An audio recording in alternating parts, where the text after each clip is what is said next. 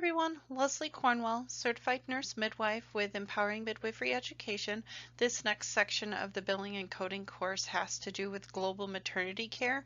If a midwife is going to bill to an insurance company, this is a majority of the billing and coding content they will be submitting to the insurance plan. Legal disclaimer we put at the beginning of all of our presentations. This information is for general and educational purposes only. It's not intended to substitute for professional, legal, or clinical advice. We strive to provide you the most timely and accurate information possible, but we make no claims, promises, or guarantees of the accuracy and adequacy of the information and disclaim liabilities for errors and omissions. This course objective is going to be around what exactly is maternity care, what are the codes affiliated with it, the diagnosis, the CPT codes, the services included in global maternity, what's not included in global maternity, if someone transfers to you, how do you split up the charges, if you have to collaborate with a physician, they need to go to the hospital and get delivery at the facility, or C-section and you continue the postpartum care. How do you break all of that up? Some of the common services included, not included, we'll go over those. If you're going to bill antepartum care, just the prenatal visits, what are the breakdown of those charges? Students will also be able to verbalize if you're going to do just parts of it. We gave the example of transferring care, charging tips for insurance plans. If they have a new open enrollment, in the first couple prenatal visits, they had one insurance plan and then they switched over to another. There are situations where there's high risk pregnancy management. If you're collaborating with a physician, you have to do extra prenatal care above and beyond the 7 to 12 routine prenatal visits. There's some additional charges you can put out there. Most midwives are going to be low risk healthy, but I just want them to be aware of there are some additional management enhancement charges available on top of the global maternity charge. So what exactly is maternity care billing? It has to do with taking care of a pregnant person from their initial prenatal visit all the way till 6 weeks postpartum.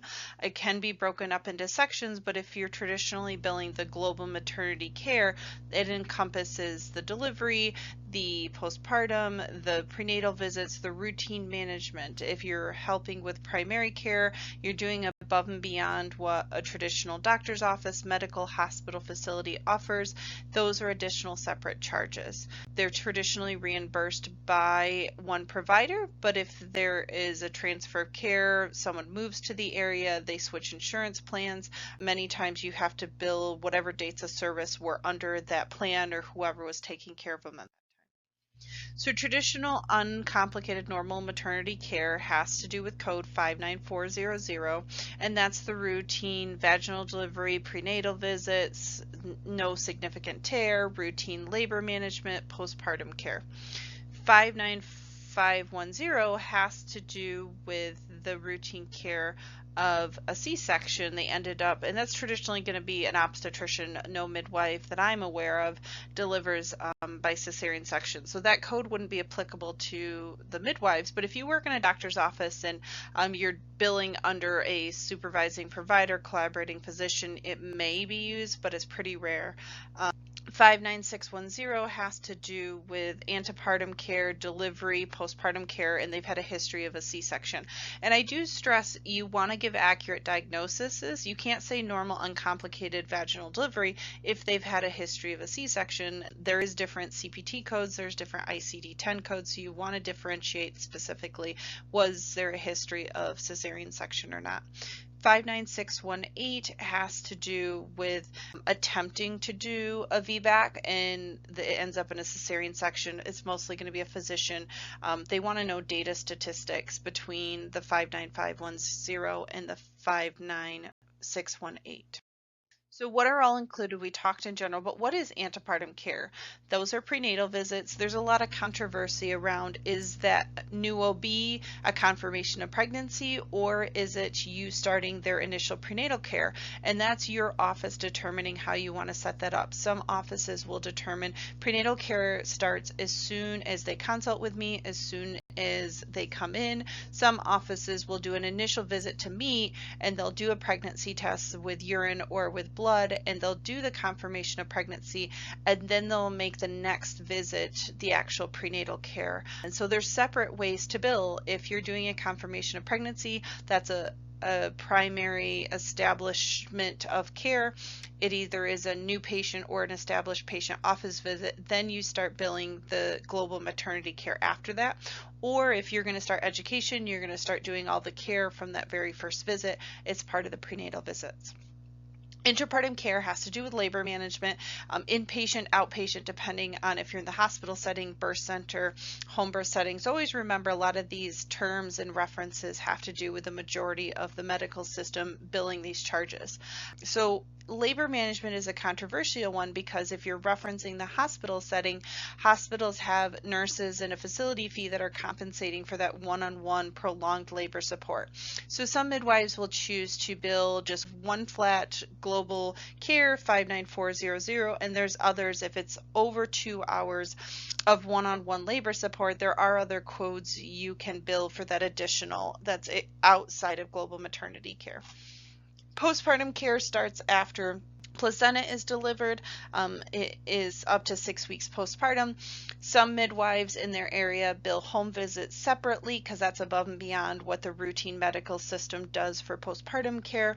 And some insurance plans will say, nope, that's part of global maternity. You're choosing to go above and beyond. It's an elective, it's a non-covered service.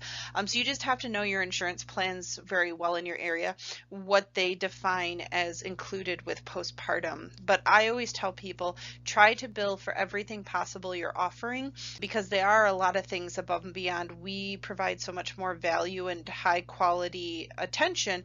The average doctor doesn't do a home visit. The average doctor doesn't sit and give more than 2 hours labor support. And many times if you're objectable with the insurance companies, you can easily get paid for what are those separate services outside of global maternity. So what are billable charges during prenatal visits? It's the routine visits all the way till birth. Traditionally speaking, it's around 13 visits depending on when they start prenatal care. They could start prenatal care as soon as they get pregnant, 6-8 weeks. Some offices start prenatal care at 12 to 14 weeks. They'll do a confirmation of pregnancy around that 6 to 8 weeks, and then they'll officially segment into the new OB prenatal care at 12 to 14 weeks.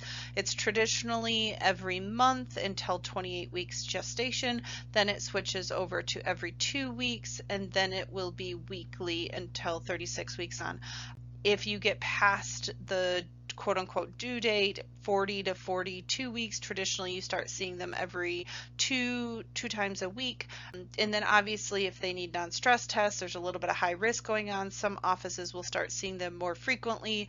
NSTs, BPPs, those are separate charges based on a specific diagnosis. Twins, LGA, IUGR, history of diabetes, history of hypertension. You just got to make sure you're giving the appropriate medical diagnosis if you're doing additional services outside of routine maternity care. Some midwives will follow the European model, and they'll more do 4 to 6 weeks apart prenatal visits, 2 to 4 weeks, and then 1 to 2 weeks towards the end, depending on if they've had a baby before, their risk factors, their barrier to accessing services, telemedicine. There's different things you can do to help with that. So main things you do during prenatal care is you're checking their weight, checking their blood pressure. Some offices will do a urine dipstick. There's mixed evidence about that. Fetal heart rate, education, pertinent things along the gestational age they're at. So you're going to do fetal kit count education around 28 weeks. You're going to review RH compatibility at 28 weeks to see if they need ROGAM. At a prenatal initial visit, you're going to get the whole OB prenatal panel. You're going to do a ton of education. 36 weeks, depending if you do home births or birth center or hospital setting, you may have a home visit at that time. You're really doing a lot of education prepping for delivery. Some things are included with education and some things are separate.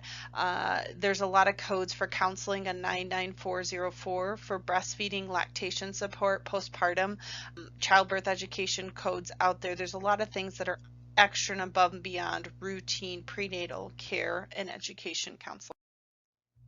So intrapartum is as soon as they're in labor, and these codes are made based on a hospital setting. So if they're admitted to the hospital, you do the initial history and physical.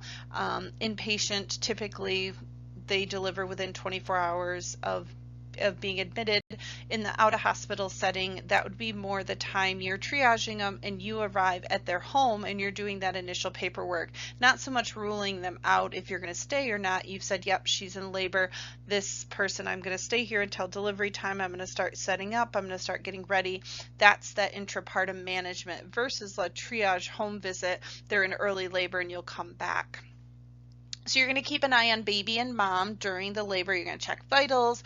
You're going to do intermittent fetal monitoring if they're low risk, and that's the best option for them. If they're in the hospital, and induction and continuous fetal monitoring, there's going to be different management levels depending on the complexity of the labor support needed.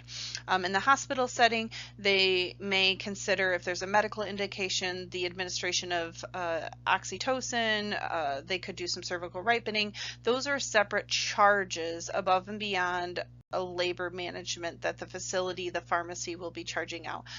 There could be the cervical dilators, so you could have catheters, you could have balloons, you can have so many different things to help with the labor process, but most of the midwives are low risk, healthy, and their collaborating physician would manage and bill out those things. And then the vaginal delivery is our goal, but nationally speaking, 35% of families end up the direction of a C-section, and so you would be breaking up the labor support, the triage at home before the transfer. If you're an out-of-hospital midwife, if you're a midwife in the hospital, it would be based on that a relationship you have with a collaborating physician. Are you employed? Are you an independent contractor? Are they supervising and processing your claims? Are you guys separate? Those are things you guys would have to figure out when there's that co-management transfer. So traditionally speaking, intrapartum care is going to be from once you start taking care of that person, you diagnose they're in labor, this is the best direction, we're going to have a great healthy delivery, and then once the placenta delivers, then you'll transition to postpartum care. Postpartum care, traditionally, some insurance plans, it's up to 8 to 12 weeks, but traditionally speaking, it's up to 6 weeks postpartum. And there's no hard rules of exactly what postpartum care includes. They just tell you the bare minimum. Most offices in traditional hospital settings, they will do the 2 rounds in the hospital before discharge on a vaginal delivery, and then 3 times before their discharge on a C-section. And then as long as there's no complications, they'll do a visit at 6 weeks postpartum. Maybe the nurse will check on them at 2 weeks on a phone call. There may be some telemedicine just to help with education. They may be scheduled lactation consultants. In the home and birth center setting, there tends to be much more follow-up, because the home birth setting, we're going to be there only for 2 hours postpartum recovery, and in the birth center it's around 4 hours postpartum recovery. So we're going to do a 24-hour home visit. We're going to do around day 3 to 5 home visit.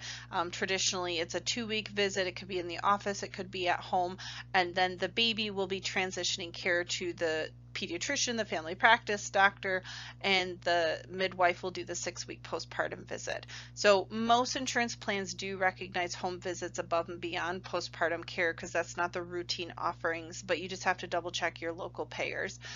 And so contraception at 6 weeks, the counseling education is part of postpartum, but if you're going to administer something, you're going to do an Nexplanon, you're going to do an IUD. Some insurance plans will have you do a separate visit outside of the 6-week postpartum, and some will say you can do it the same day. You just have to add the modifier 25. Most government plans will allow you to do the counseling the 6-week visit and then just schedule them the next day, the next week, for a separate IUD insertion, Nexplanon insertion, actual procedure to get reimbursed for that. So what services are excluded from global maternity packages? I get this question a lot, and debates happen often of this is included, this is not. Some of it's up to interpretation. The guidelines are pretty vague on purpose.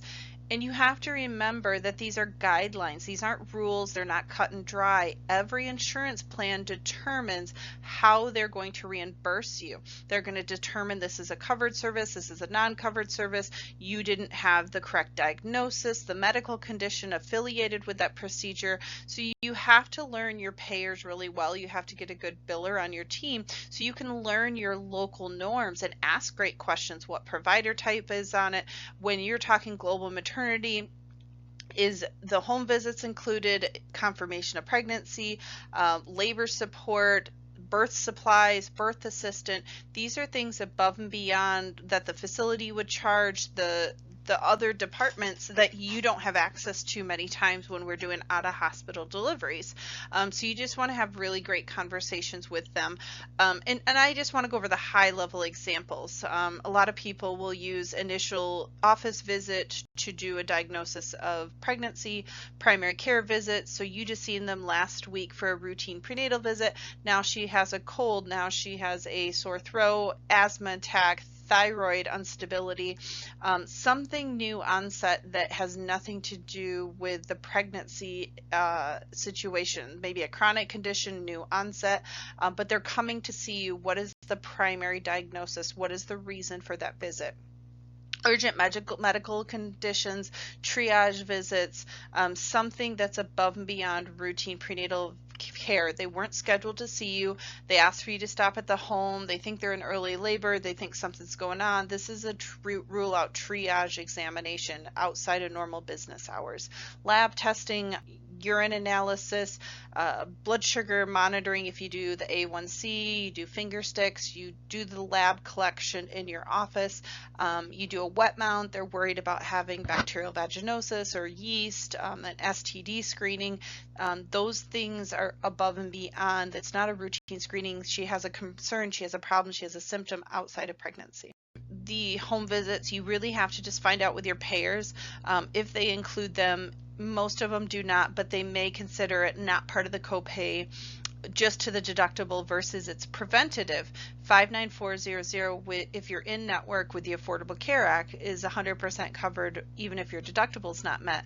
So some of these separate charges may go towards other aspects, coinsurance, copayment, deductible, non-covered service, just depending on their plan. Non-stress tests, any procedures, anything for a medical reason above and beyond normal, uncomplicated pregnancy care. So non-stress tests for diabetes, hypertension, large gestational age, twins. Some are even doing it for advanced maternal age, obesity. So you just have to have a correct diagnosis.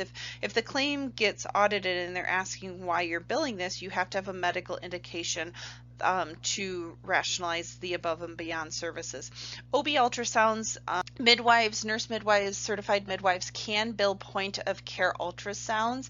We cannot do 20-week anatomy scans, so you would have to just refer that out to a physician, radiologist, local hospital, but we can do dating, we can do biophysical profiles, AFIs, we can do gross anomalies if there's some concerns and problems going on. Presentation, if you're concerned about you're not able to tell from a vaginal exam or Leopold's, and those are billable charges. Newborn care is not part of it. I think that's one that's commonly forgotten with midwives, because traditionally the pediatrician, the family practice, the hospitalist would take care of those charges. Most midwives in the hospital setting don't do the newborn care, and in the out-of-hospital setting they think, okay, I'm giving you global care, I'm giving you global care, and once you start billing insurance, newborn care is separate from global obstetrical package. Breastfeeding support, it's a great counseling code. Many insurance plans, if you're in network, it's covered 100%. 99404 is for 60 minutes. Traditionally, they'll cover about 5 to 7 of those visits. So that's above and beyond. You can still give breastfeeding education. If you're already planning on being there for a postpartum visit, it's different than you just went there for breastfeeding support. You have a lactation consultant on your team. Their primary role is above and beyond routine postpartum care. So postpartum care past 8 weeks, some insurance plans will say 6, some will say 12. So you just have to learn the definition that your payer mix is counting. These are some other things. These are more medical technical things. I just want to make you more aware. If a client comes to you and is asking a question about charges and services, not so much for if you are practicing in the hospital setting, some of these things are going to be a little more common use versus a midwife in the out-of-hospital setting. Fetal contraction stress tests are pretty rarely used anymore, but it could be something an obstetrician determines to decide if we should do an induction or a C-section or further testing. Managing things not related to the pregnancy itself. A diagnosis always needs to be done to support any of your services. If you did a visit and it was more than 24 hours, for example, this is inpatient hospital, you're a hospital-based midwife, and this is a long labor. They were admitted, 24 hours isn't based on our thought of 24 hours. It's based on after midnight. So if they come in at 11 and you do an evaluation 11 at night, and then they deliver the next day, you can theoretically bill, because if it's more than a 24-hour calendar before the delivery. And then postpartum visits have to be done 24 hours from the next day of that delivery. So if they deliver at 2 in the morning on a Tuesday, your next rounding would be on a Wednesday. You don't have to round anymore on Tuesday because they already got the services based on billing. I'm not saying clinically there may be indicators to do above and beyond, but just talking on a billing chargeable setting. Every 24-hour calendar window, midnight to midnight. Surgical procedures, if they get a tubal ligation, they have a cerclage, they have anything above and beyond for medical reason to be done, and it's traditionally done by a physician, an MFM obstetrician, those things are outside of global maternity. If you have to transfer or need assistance with a 3rd or 4th degree, the person that's coming in to do that repair is going to charge for that. Contraception management, as you can see, that's different than contraception counseling. So 6 to 8 weeks postpartum, you are going to be expected to give them options, advice, natural family planning, breastfeeding, amenorrhea options, or the traditional hormonal, non-hormonal birth control options. Management is actively placing it, actively administering it. You just have to be careful that it's not the day, most insurance plans, the day of the 6-week postpartum visit. They may or may not pay for it, even if you use modifier 25, because they'll rationalize these two services. Postpartum visit cannot be the same day as a contraceptive management. Have them come in the next day for insertion, for the procedure itself, and do the education counseling at that 6-week postpartum visit. So these are when things get tricky, when someone transfers care, they have a new insurance plan, it's open enrollment, their partner got a new job, they were seen for 2 visits on this one insurance plan, and now they have a new plan. What do you do in those situations?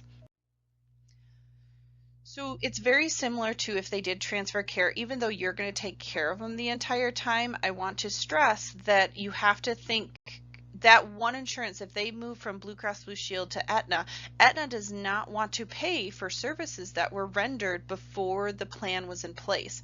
So if they got a new insurance plan at 36 weeks gestation and you've taken care of them the entire time, you need to bill to their past insurance plan separately. It's not global maternity anymore, even though you're the same provider. You need to bill those separate visits. It may be less than 3, so if it's prenatal visits less than 3, it'll just be the routine office visits. Then it's 4 to 6, and then it's 7 or more. And so you want to make sure you're using the most appropriate. If it's 59425, 59426, you want to just make sure you're billing to the past insurance plan what services were rendered when they had that plan, and then when you get a new insurance plan, whatever services from that point forward. Other times that you would do it is if they're moving away, or they moved into town, or they were seeing another care provider and switched to you.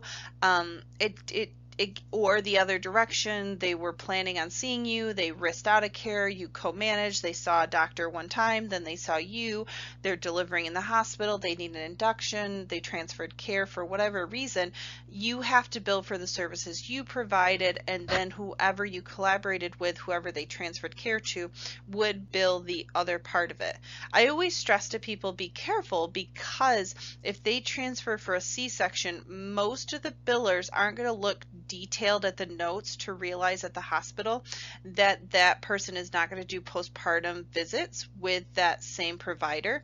So they should technically be billing only the C-section charge and not the postpartum care. And a lot of midwives get burned with their claim getting denied because the insurance plan will say there's a duplicate that's already been paid out. And you have to go and be very closely working with the billing department at the hospital, because the insurance plan already paid the hospital to do the delivery, the C-section, and the postpartum care, because they're rationalizing, and the hospital rounding was the postpartum care, but you're doing postpartum care on those home visits until 6 weeks postpartum. So you have a couple options. You can appeal with the insurance company, you try to get your claim out before the C-section claim is out, or you charge the family a non-covered service saying the insurance plan had duplicated this, I'm providing postpartum care, you need to talk to the hospital, and the billers they're billing for services that was provided by our practice. So I've seen it many times. When you're billing insurance companies and transferring care, you want to make sure that whoever is co-managing, whoever is taking care of, they're both on both ends putting their charges in accurately. Because if they're charging for services they didn't provide, maybe they routinely do, but because this was a unique situation and the biller didn't realize it, it takes a lot more work to appeal and correct the claims than just to get them out right initially. So billing claim guidelines is just a summary. It's about making sure it's a one-time billing charge for prenatal visits, for labor management for up to 6 to 8 weeks postpartum. There are situations where you need to break it up. There are situations where it's just prenatal, it's just the birth, it's just postpartum, and really understanding what is included and what is not included in global maternity care, because these are large charges. They take time. You don't want to get appeal. You don't want auditing. They a lot of times will ask for additional documentation. So you really want to make sure you file promptly. So global maternity is traditionally billed out the day of delivery, and then making sure that you follow up timely. So if it's been 30 days, it's been 45 days, whatever is the routine average, follow up on the policy with that insurance plan. You want to make sure your biller or your team is calling the insurance plan to find out why it hasn't been paid and processed. Maybe they didn't get it, maybe the clearinghouse didn't process, maybe they want additional documentation, but it's really important to follow up closely with the charges. It's not just submitting it and ignoring it. You have to have a good report auditing system to follow up on claims that can fall through the cracks very easily. The longer you wait to get paid from insurance plans, the less likely the funds will come from the family. It's just a statistical analysis with collections and remaining balances.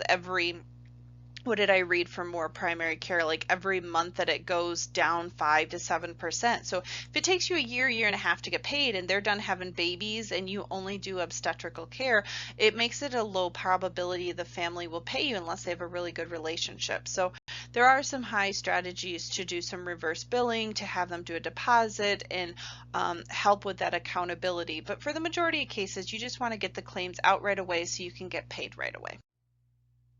So there are situations where there's high risk pregnancy management enhancement codes. I just want to make you more aware they exist. I want you to know based on age, medical conditions, pre-existing complications, whether it's with pregnancy, outside of pregnancy. It could be for additional prenatal visits. Once you start getting past 13 visits, you can bill separately for those charges, and you recognize you need to see them extra times because of XYZ.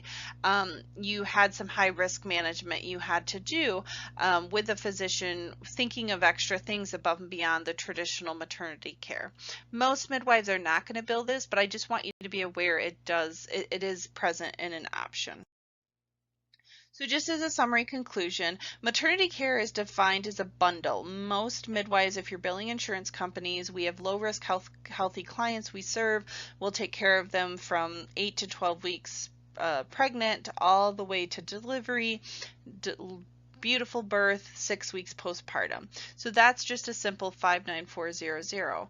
Once it starts getting tricky understanding what's included in global maternity care, what's separate, they transferred care, you needed some collaboration, making sure you're getting billed and processing everything appropriately of what that insurance plan is defining as global maternity, what is above and beyond it, what's included, what's excluded, what's a non-covered service, birth assistance, supplies, primary care visits, newborn care, birth control management, not counseling, breastfeeding support. The list can go on and on. I think too many times midwives are losing 20-30% of their revenue purely because they're just doing global maternity care. There's so many charges they're grouping part of that code that aren't technically part of that code.